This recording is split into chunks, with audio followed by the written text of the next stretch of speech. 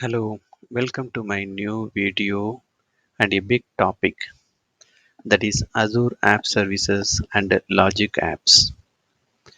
We are going to see what it is, how it is used, the benefits of using these services, and a live demo of Azure App Services, and also how to create Logic Apps in Microsoft Azure. It's a big topic and I hope this will be definitely useful to you. Let's start with what is Azure App Service. Azure App Service is a platform as a service where a developer who is looking for a platform to focus on code and building applications without worrying about the underlying infrastructure. If you look no further than Azure App, that's a perfect choice for you. It's a platform as a service that provides a complete platform for developing, running, and managing applications and services. Azure App Service is a comprehensive platform for creating and hosting your application. With, by considering it as a platform as a service, you can forget about server configuration or setting up the security or monitoring the security and maintenance. So you can focus solely on your application development. Microsoft takes care of all the underlying infrastructure, so you can focus on building your application and deploying your applications. An Azure app is a service that is managed service of Azure that enables us to create either a web application or a mobile application or a logic app or an API based application. This can be developed very easily in Azure. We can run any number of these applications within a single Azure App Service deployment. Azure apps run in a managed VM that is separated from other customers. We can also use built-in auto-scaling feature supported within Azure App Service that automatically increase or decrease the number of VMs based upon the consumption of resources.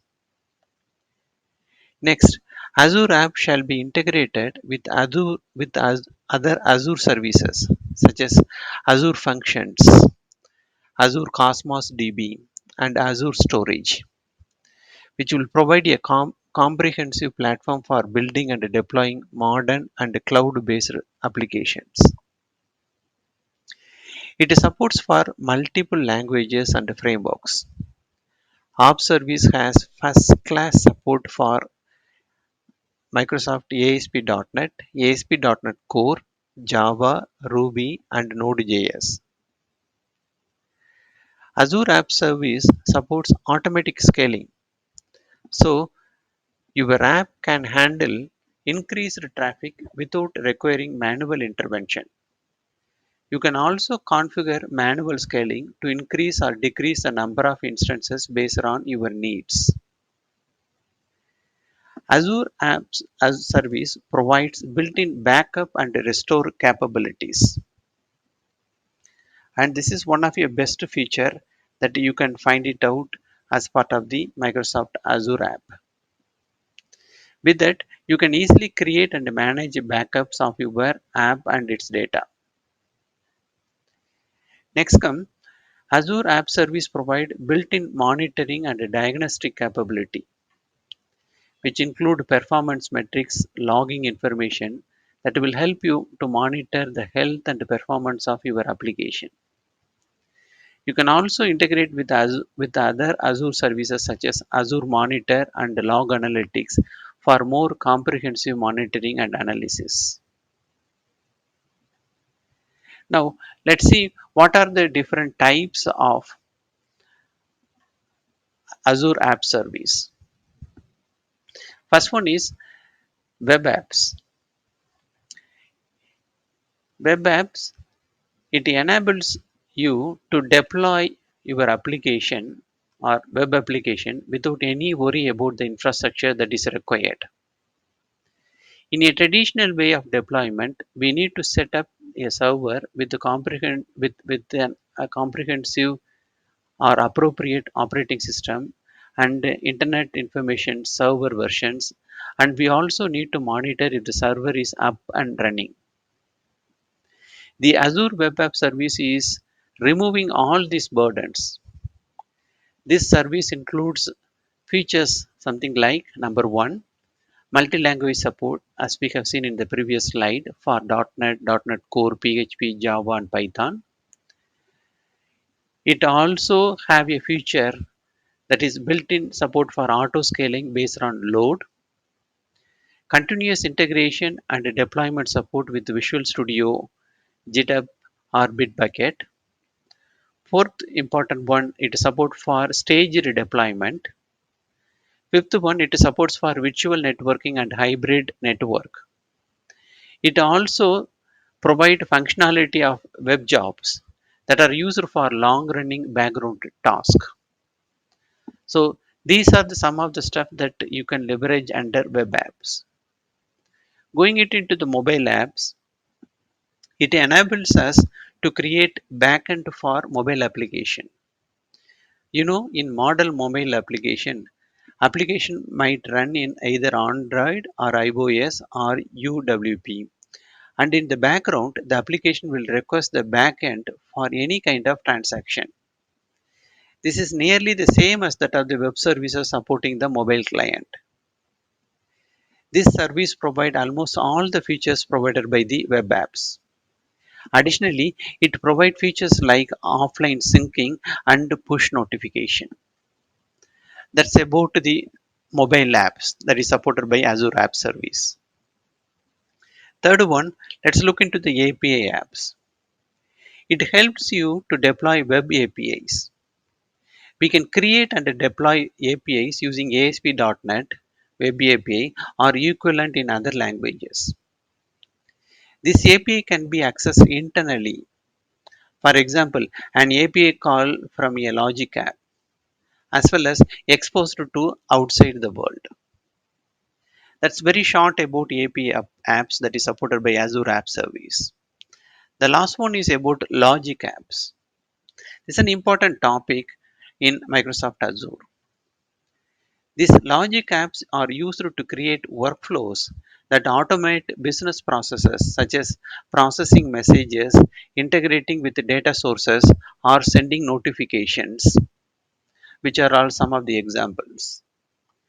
The workflow you create can be triggered by a variety of events, including changes to data in the Azure service, or the arrival of message in a message queue, or a schedule, or even a manual trigger.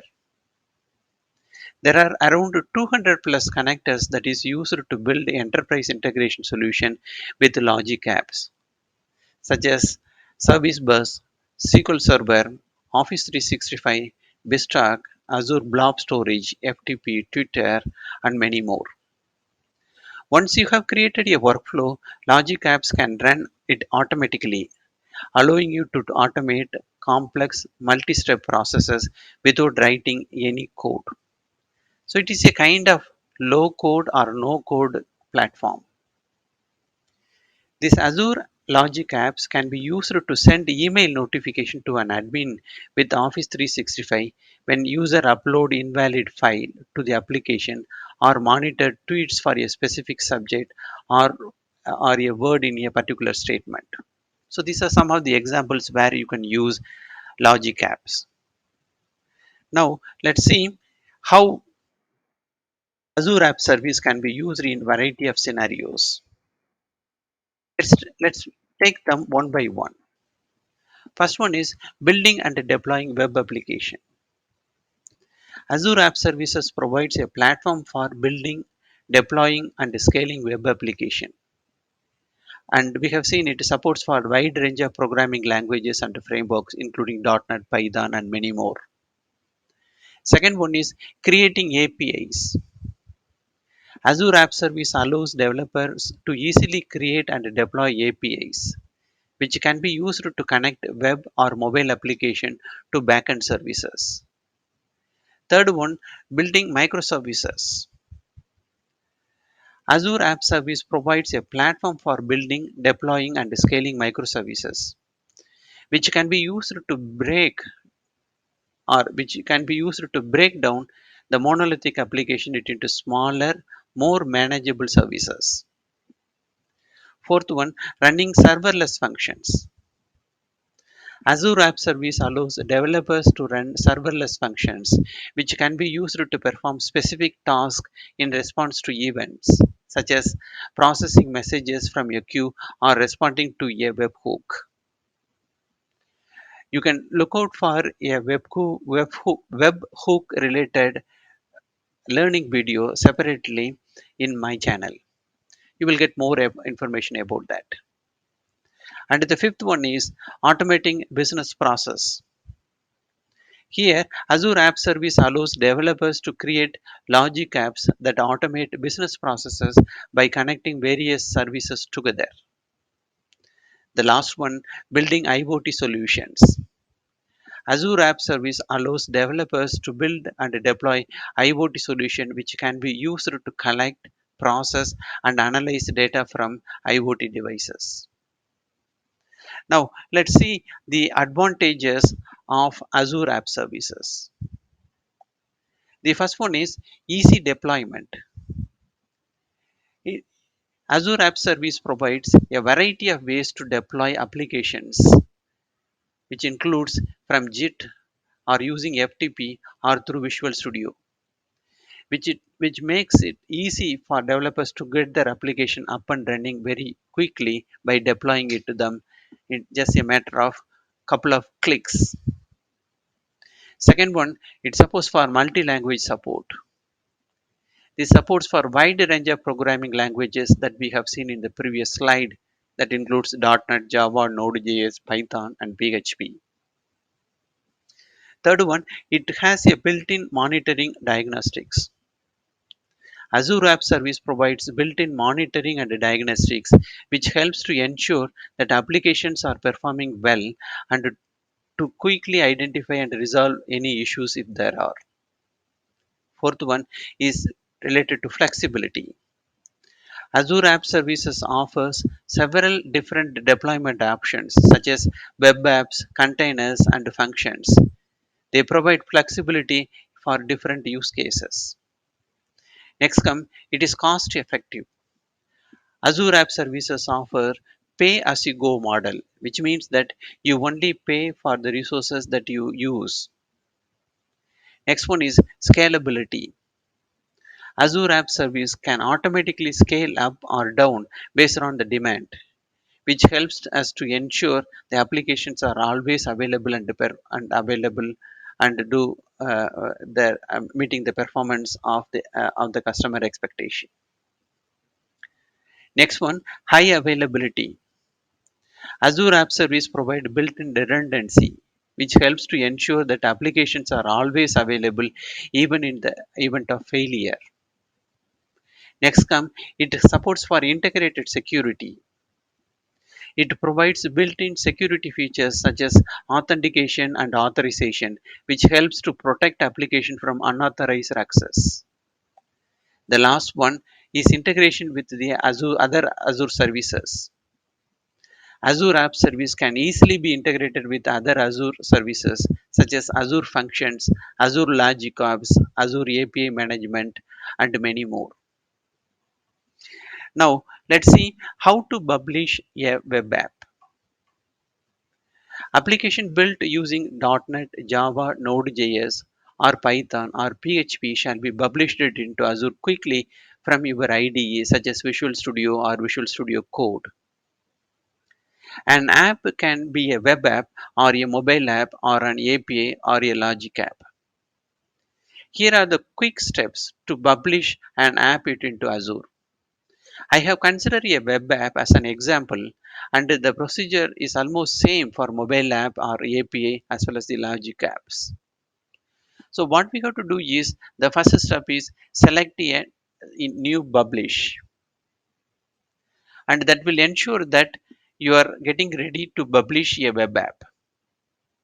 And we need to select a target. It can be a platform whereupon we are going to publish the web app. We need to select a specific target, and within which we have to select a subscription into which the target need to go. And within a subscription, we have to create a new instance where the web application is going to be hosted. And what is the resource group into which we are going to publish this web app.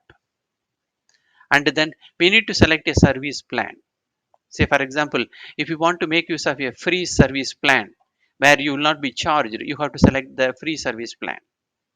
You can go for a premium service plan if you are hosting a web application which is an enterprise wide application having large user interface. That's it. You have to just click a publish button and it is ready for you from Azure. And after that, what you have to do is you have to publish and test that. This is how we are going to publish and web app it into the Azure. Now, let's see a live example on publishing a web app it into Azure. What I'm going to do, I am going to use Visual Studio to create a simple sample web application. After that, I'm using the publish feature available on the context menu to publish this web app into a target, that is Microsoft Azure. And I will have my subscription already. I will create my instance and I already have a resource group, and I will use any service plan and then publish and test that. Let's see the live demo of how a web app can be published it into Azure. It's very simple, straightforward, and you can learn it in a matter of few minutes. Please stay tuned. As part of the demo, what I'm going to do is I'm going to build a web app and then uh, publish it into Azure.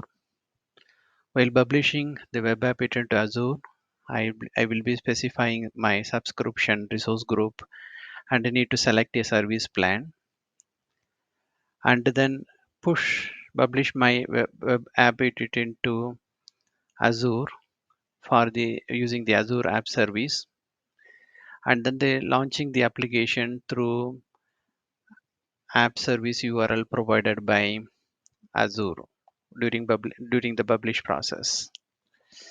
I will be comparing whatever I published with the local build. That's what I'm going to do. Now let's get into demo. In this demo, what I'm going to do is I am going to create a simple .NET Core web app and then publish this thing it into Azure app. So I will be creating a required controls for publishing this web app it into Azure app.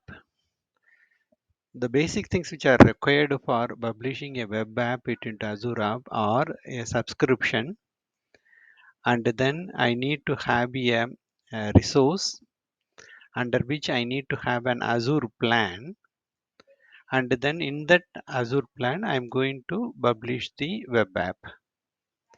After publishing successfully it into Azure app, I will get a new URL that can be compared with the local build, whatever we are going to make. This is what we are going to see. I launched my Visual Studio and then opting for ASP.NET Core Web App. I'm going to create a sample web app and I provided the project name as my new web app, my new app, and then making a default selection and leaving it the framework as it is, and then creating a web app, and it in a matter of a minute it is ready. I'm not going to make any change. I'm trying to build and launch it using my local browser. So this solution is built now, and there are warnings on the SSL certificate. I'm going to opt for yes. I will be installing the certificate by opting yes, and so I'm selecting yes. Now the build process still continues and it will launch my browser. where I'm able to see my application which is getting ready. Now you'll able to see that. Now I'm going to right click the solution and then select the publish. There are different options available: Azure, folder, Docker, all the stuff. I'm going to publish it into Azure. So I'm selecting Azure. I'm going to opt for Azure App Service in Windows. There are multiple options available. I'm going to opt for Windows. So under my subscription, I have a resource group which is already created. I am expanding it. I already have a web app published. So I'm going to create a new web app for this application. So I have a name and I can select my resource group, and I am going to make the Visual Studio to create a hosting plan exclusively for me. And this will take considerable amount of time when you are trying to create a hosting plan from Visual Studio. If you already have it, it's just a matter of less than a minute and you can start using that. So it is creating a web service for me, whereupon my web app will be published. So it is getting ready. I will be showing you a separate video for creating hosting plans which follows this demo. And so my app service is almost ready, and it is getting published. And so I have to select the existing one or the new one. I'm selecting the existing one and I'm finishing, and everything is ready now. I have to opt to publish, and this will ensure that all my dependent files for this web app are all once again compiled, built, and it is pushed it into an URL, whatever you are seeing at the bottom in the output, whereupon that will be used to access my published web app. So installation of website extensions, whatever may be the dependencies is going on in the app service, whatever I have created. So it is installing all the IISP.NET core site extensions, all those dependencies, and it is restarting and launching the web app in the new URL. If you see it, it's a new URL. Now let's go back to the solution explorer and make a local build, and it will build the application once again and then launch the local web browser with the URL pointing to localhost, and where you can see the similar options available here. So this is just for to confirm whatever you have in localhost under there. Azure service plans. An Azure app service plan which allows you to choose the right combination of performance, scalability, and the cost of your specific use case. Here, if you see, we have multiple number of plans available, right from free, basic, standard, premium. Every plan defines resource, features, and pricing for your app, such as the number of virtual machines, amount of memory, storage, network bandwidth, as well as features and capabilities that are available for your app, such as custom domain, SSL certificates, and automatic scaling. You can choose from several pricing tiers for your app service plan, including free, shared, basic, standard, and premium. If you take free, we limit our discussions only to certain specific resources like virtual CPU, RAM, the physical memory, and the backup. So here we have four plans which are all marked here. This one in the free, we have a vCPU which is not available in the free tier. We are provided with 1 GB RAM as well as 1 GB of physical memory, and there is no backup facility. Automatic backup facility is available for free tier. You can use this free tier for building proof of concept or quick testing. And there is one basic plan type is available that can be used for building application and testing. The last one premium can be used for production environment where you have minimum of 2 vCPUs and then minimum of 8 GB RAM and then we have 250 GB physical memory and you have an option of going for a backup. So here out of these four options, free that's mainly used for building build the application, test it and then doing a proof of concept. Shared one which is no longer available with the Azure service plan, normally that can be shared between two different entities of a business organization or between organization, that can be used for low traffic and non-critical stuff. Basic can be mainly used for developing the application and test it, and the standard can also be used for production as well as a premium. When you opt for a premium, the charges are rather very heavy compared to standard basic. So you go for premium one for large scale apps in the production, like an enterprise application deployment it to Azure. So these are the different plans available, and you can choose any one of the plan when you are deploying an app it into the cloud. Now let's see a demo on creating Azure service plan for your subscription that can be used while publishing an application. The idea behind creating a service plan is for your employees uniformly follow a service plan by choosing them and use it for test or production deployment. The another thing, uniformity is really required because when you are having large number of employees, you can instruct them to follow certain plans. Thereby, you can save cost to the organization. Now, let's get into the demo.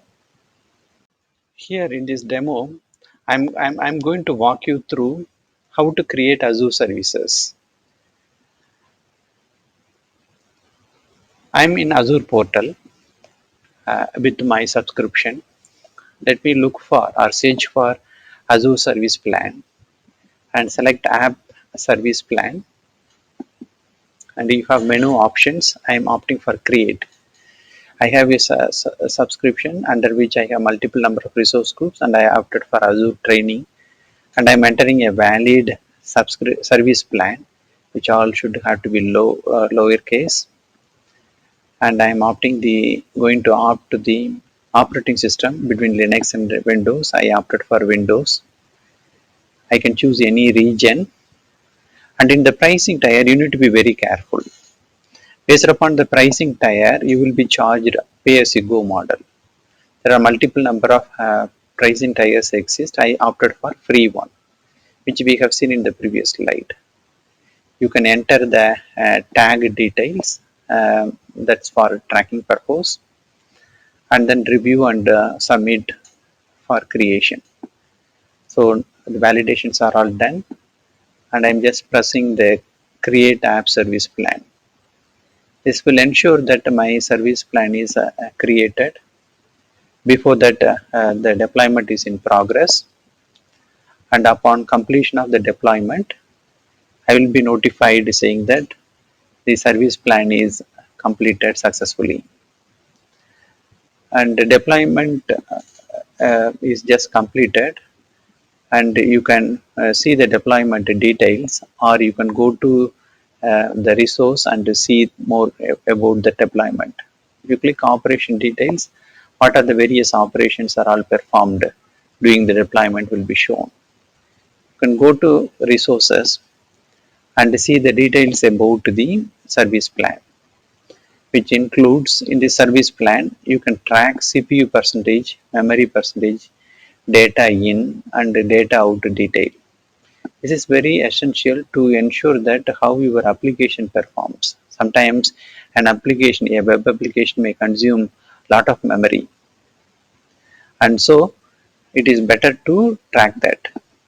So I'm opening the web app which I already created, and I'm going to my aim is to make use of the existing service plan whatever I just created.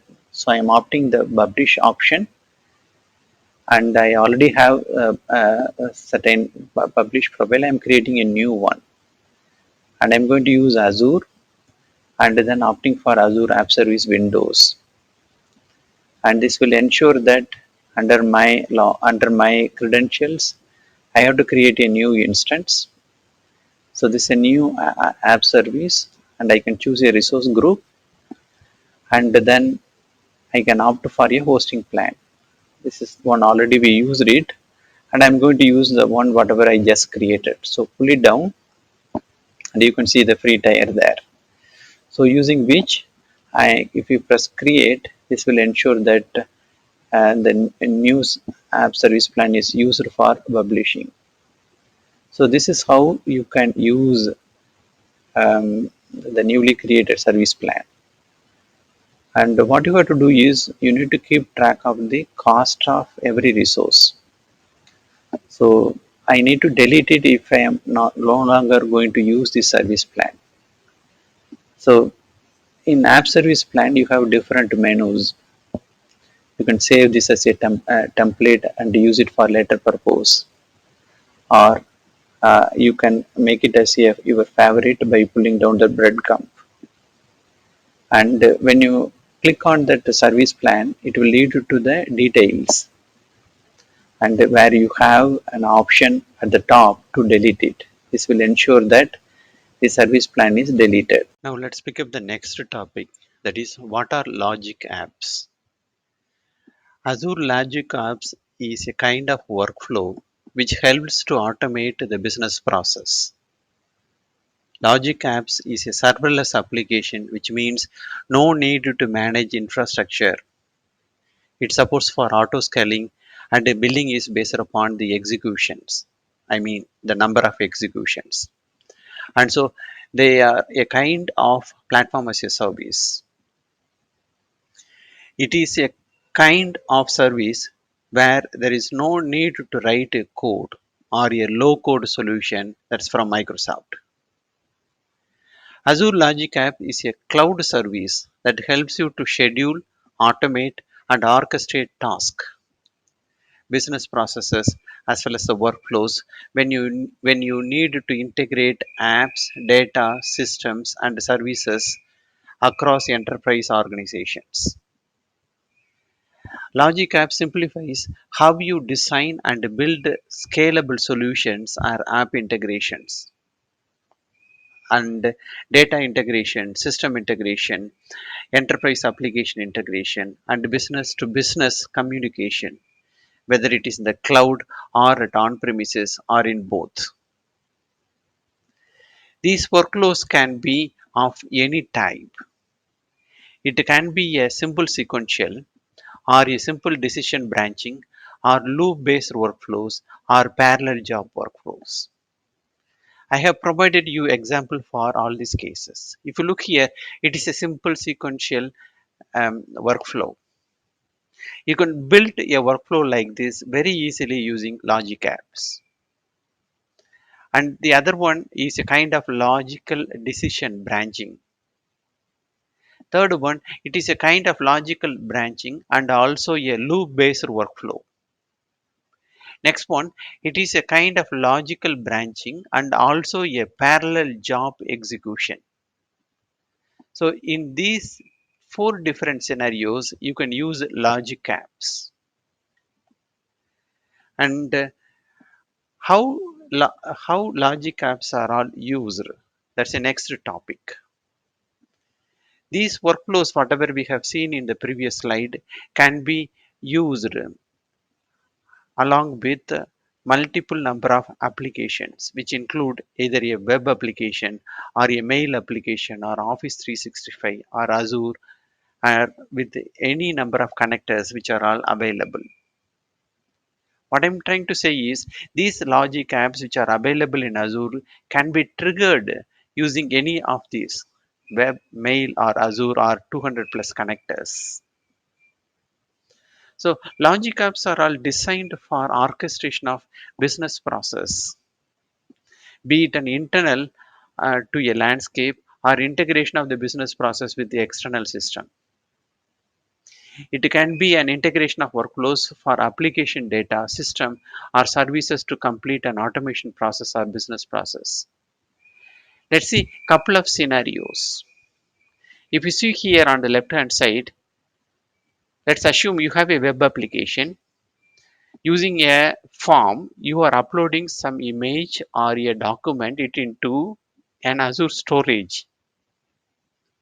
Let it be a blob storage. So it may be a new upload, or it may be a overwrite, or the existing document might have been modified. Under these three circumstances, you need to notify to a set of people through mail saying that a file is inserted, file is created or modified, or any action is performed over this over that particular file, and that can be notified to a recipient or set of recipient. So in this scenario, it's a kind of a sequential process, and where you can use logic apps.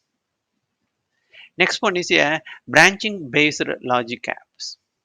You have a Twitter and you have a product, and you made a posting there in the Twitter, and based upon the usage of the product, the customer might post comments. It may be good for the product or it may be a bad comment.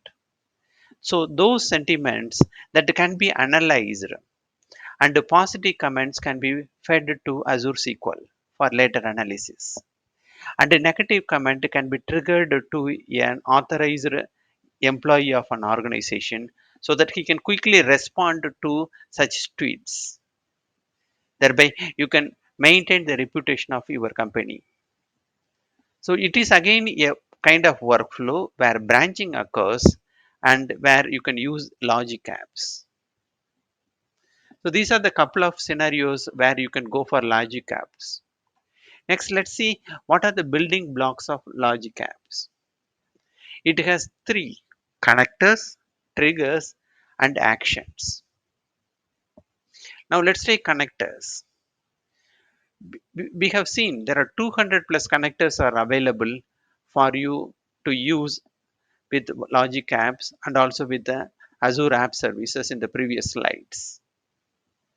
So let's see more detail about the connector.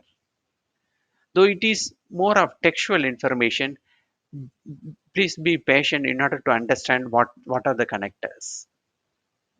So connectors are used to connect different data sources and services. That's a very simple definition. They are components that allow you to access various data sources or services or systems from within your logic app workflow. It uses external service, either it is REST API or SOAP API, to accomplish a task. Some common examples of the connector which include Azure Service Bus, Functions, Storage, SQL Server, Office 365, Dynamics, Salesforce, BizTrack, and many more. Now let's see what is a trigger.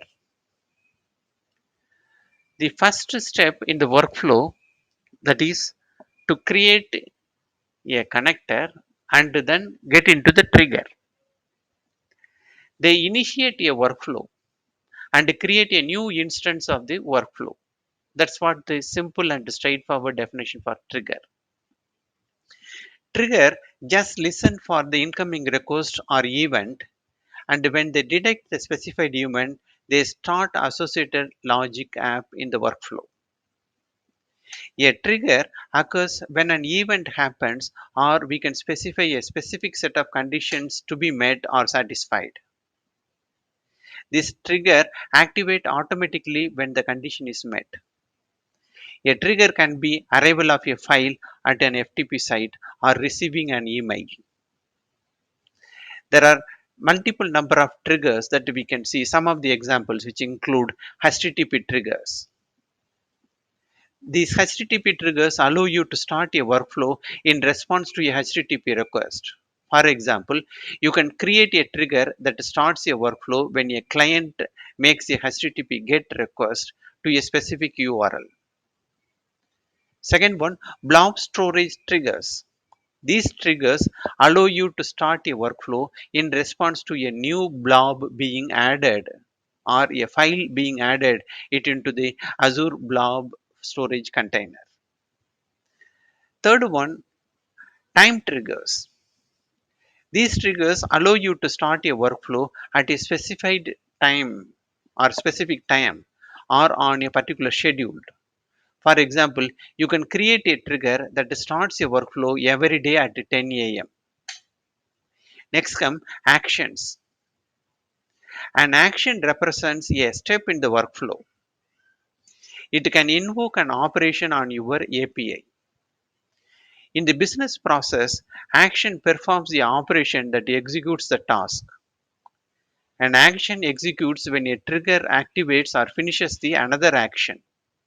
Example, conditional statements controlled by a Boolean expression or a loops or and a switch statements are the examples of actions. Now let's see what are the different types of connectors available with respect to logic apps.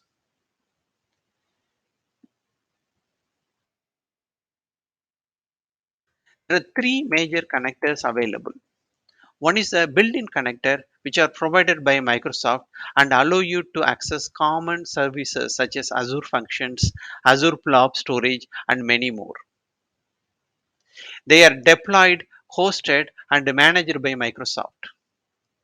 These connectors provide triggers and actions for cloud services or on-premises system or both. Second and most important one is custom connectors. Custom connector is a wrapper around a REST API that allows logic apps to communicate with REST or SOAP API.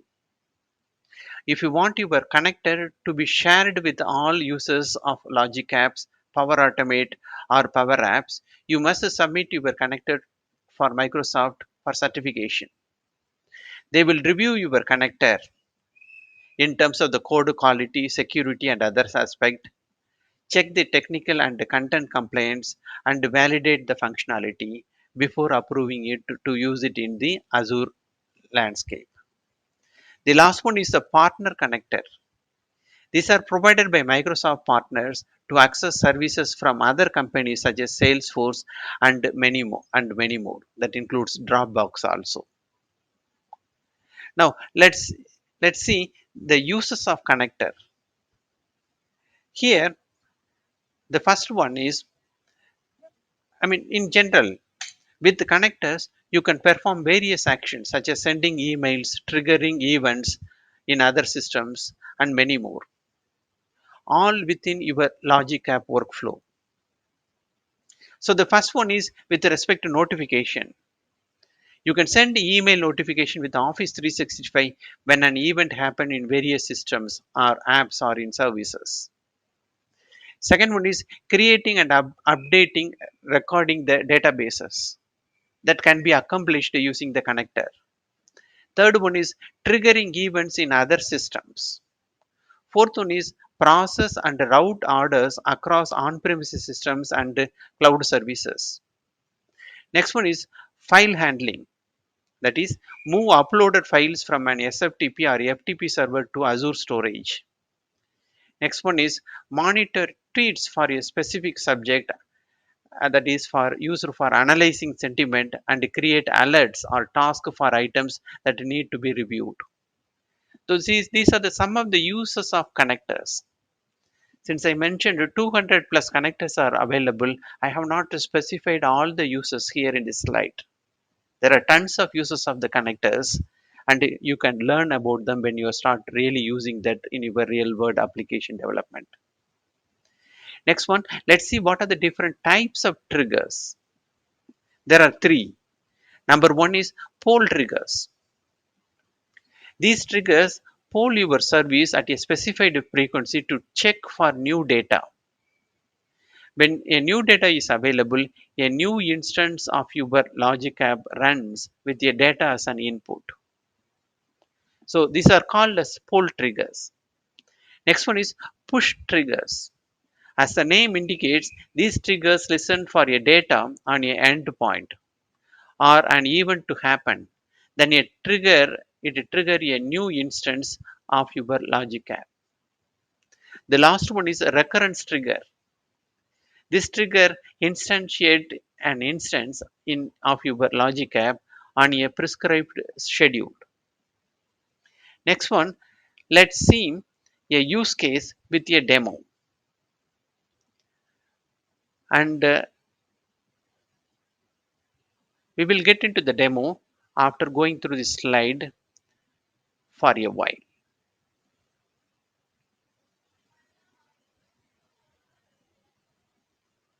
Now let's take a use case and then we'll walk you through the demo.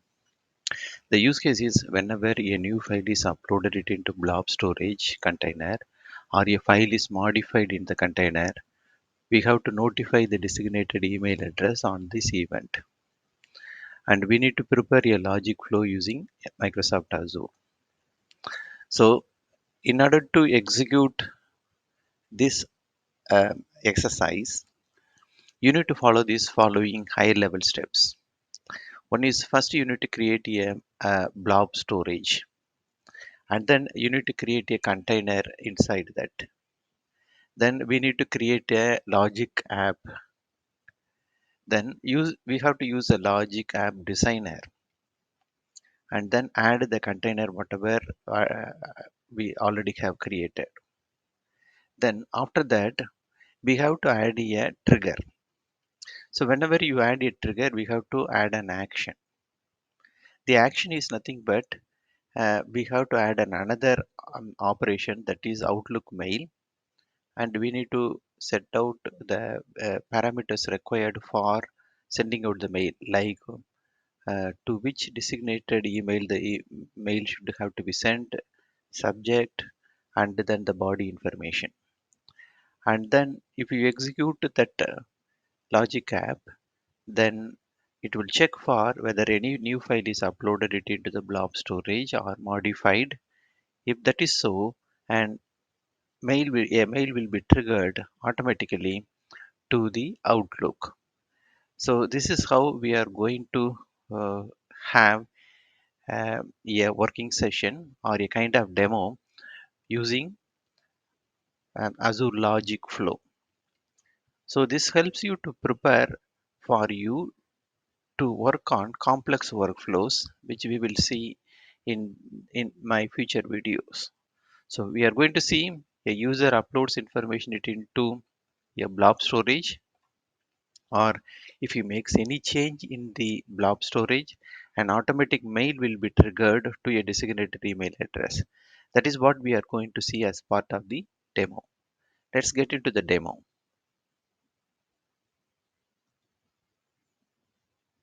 Now let's get into the demo. I'm going to create a logic app using Sage option. So I opted for logic app. I'm creating a logic app service. So I need to fill in default detail like subscription, resource group, the name of the logic app. It should have to be unique and should have to be in lowercase letter. So I'm opting the name as my logic app 1B. And after selecting the region, I need to go and select the plan type. I'm opting it is in consumption based because that's much cheaper compared to the standard one. And then review this template. If you want, you can go ahead and add tags. And if not required, then go ahead and try to create a logic app. The template is being verified here. Upon verification of the template, we can go ahead and hit the create button. And this will ensure that there is an initialization of the deployment is carrying on. After that, submitting it into the deployment, and then our logic app is getting ready. That is, the deployment is in progress. In a minute or two, the logic app is getting ready, and we have to further configure it. If you see here, the deployment is complete, and we can see the deployment details by clicking it into the go to the resource. where you can see the detailed view of the logic app. And if you look here in this particular logic app, my logic app 1A, I'm going to create a blank logic app. Okay. So here I'm going to search for a blob storage. That's where the trigger is going to happen. I mean the first node of my logic designer. Now, if you look here, this logic app, the first node, when a blob is added or modified property, that's the one which is available by default. And I can see the details like whenever a new file is added or modified, I should have to do some action. What is that? So I'm going to choose the storage account, which is already available, as which I already have created, so I can make use of them. Or you can create a new storage account, and using which you can start working on or designing the logic app. So if you look here, I opted for a storage account or a blob endpoint. So I already have a connection, that is my storage account 1A, and I need to select the container inside that account and leaving the rest of the parameter assist, and then I'm going for creating a new step. So it will bring up a new step in which I'm looking for the Outlook. You can go for Gmail and other stuff. My preference is to use Outlook connector. So when you have two options, Office 365 and Outlook, and I opted for Outlook. And there are actions listed down the line. So I'm going to pick out to send a mail action. So that is send an email V2. That's the option that I am selecting it. So when you select that option, you have to specify a hard-coded to address. I am preferring my email ID. That's nothing but the Outlook, and then I should have to pick up I should have to write some valid subject line. So I'm hard coding it. You can create a variable in such a way that you can pass parameter also, that we will see in the future videos.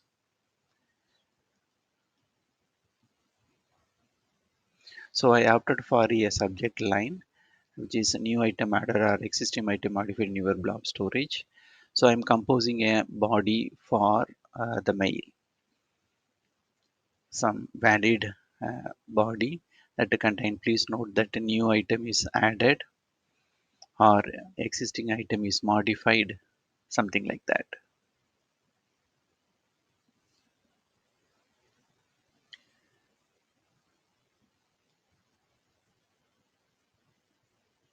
I'm done. And you can opt the importance. I'm leaving it as it is. So that's it.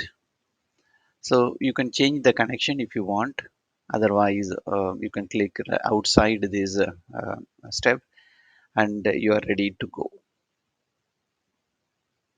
So I'm saving this logic apps designer, and I should have to validate it. That's my next step. So I'm just running the trigger to ensure that if there are any problems. So successfully checked the trigger, everything works fine. So the logic app, my logic app 1B is ready. And if you go there, I could see my logic app 1A at the top and another one which I created. Look out here, I have a container which contain two image files already. I'm going to upload a new file. So I browse to my local directory and bring up a new file, new image file, and then uploading it. Just drag and drop it into the container. So my file is uploaded. I'm going to overwrite anything which is already exists. I have pressed the upload button, and my image file is uploaded automatically. So I want to see whether my logic app works or not. So I added a new file. It should have triggered an email.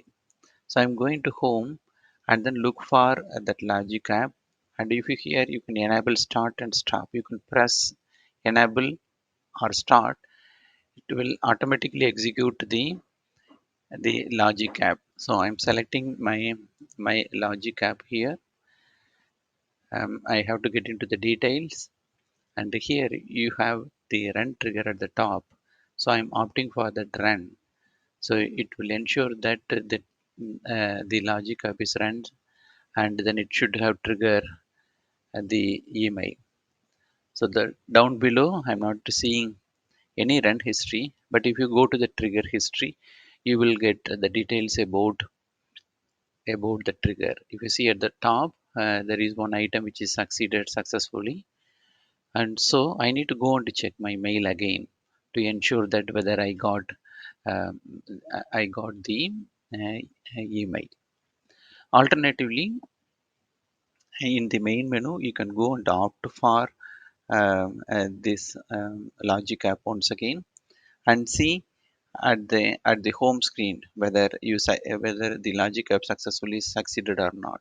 Now I am browsing to my inbox and see whether I got any new mail. I don't see a new mail here. However, if you look here at the bottom, this is the latest one. The first one is from another logic app, and this is how you can see the emails which are all automatically triggered to my hard-coded email box. This is how you can design, develop, and host a logic app. And in the succeeding sections, we will see more about the logic app and how to do configuration of your Outlook or any other mail along uh, uh, with uh, the logic app designer. Now let's see how to create a connection to storage account, setting security controls, and then setting up the Outlook in your logic app. So I have just created a logic app here, and I opened that logic app, and I'm going to edit that logic app in using a logic app designer. That is this logic app designer. That's an option that I'm going to use that. So here in the logic app designer, as we have seen in the previous case, I'm going to logic app designer and then opting for blank logic app. Here I'm opting for a blob storage. So after searching the blob storage, I will get a result like Azure blob storage. That's what we want. And I have trigger and action. And whenever an item is added or modified, I'm going to create a new connection. So I need to provide the connection name for the blob storage, using which we can access the blob storage. So I'm providing a valid connection that should be unique across the subscription. And then I have to opt to the authentication type. There are various authentication types are available, and the important one is the access key through which I can access the logic app. So after accessing that logic app, I need to provide additional controls like the storage account name and the access key information. I opened a new tab where I can see the storage account for my storage account 1A. If you go to access keys, you will get the storage account name and the key information. There are two keys are specified. You can use any one of them. You can rotate the keys if you want. So let me first copy the key to information. I'm just showing the key information and then selecting them and then copy it into the clipboard. So here, after selecting it into the clipboard, I'm going to the previous screen and then copy the text as it is. And then I'm going back and copy the storage account name to make sure that I'm using the correct account name and then overwriting it. Yes, it's time for me to create it, and I'm creating a connection name with that one. After this, I can make use of this connection in my blob. So if you want to save this information, you can do that. Otherwise, you can ignore that. I'm ignoring it. So I'm providing the end point of the storage account name, whatever I just created. If you try to access that container, it won't show anything. First of all, you need to select the storage account name. So whatever I have just created the connection, I'm opting it. And upon clicking the container, it will bring all the containers within that. So I'm opting the container and then leaving the rest of the parameter as it is. If you want to change connection further, you can do that using this option. And then I'm creating a next step. So that is nothing but I need to add an Outlook through which I will be triggering a mail. So let's see how to configure an Outlook in the logic of flow. In the previous example, I have not shown you how to configure an Outlook because the Outlook is already configured, so I opted for that one. So here if you see that after adding that I need to pick up the Outlook. There are two options available, Outlook 365 and Outlook, and I need to choose the Outlook. So I am opting Outlook here, and we have trigger and action. Our action should have to be send mail. Coming down, I could see an entry that is a sent email, that is version number 2. Let me go down. Let me go down further and then opt the send an email V2. So upon selecting this option, I can sign in. So you have to provide your user ID, password and other related information. It will pop up an auth page and it is redirecting to Outlook. So I need to select an email or type in the sign in address and then enter the password, and you can update the password if you want, and if you don't want to show this message you can ignore that. And after that you will be asked to approve the access to this connection. So I'm providing yes to that, and that's it. It's ready to go. With that I would like to end up today's learning topic. That's a very big topic, and I have provided lots of example explanation and a live demo of Azure App Services and Logic apps. I hope this session is helpful to you.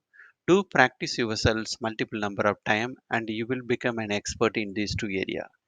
These are the very hot topic under Microsoft Azure, and you should have to truly learn these two topics much more. And I hope this video is helpful for you for your interview or for examination purpose.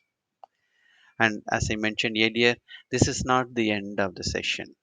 We are going to continue with a new learning topic sometime down the line. Till then, stay safe and bye now.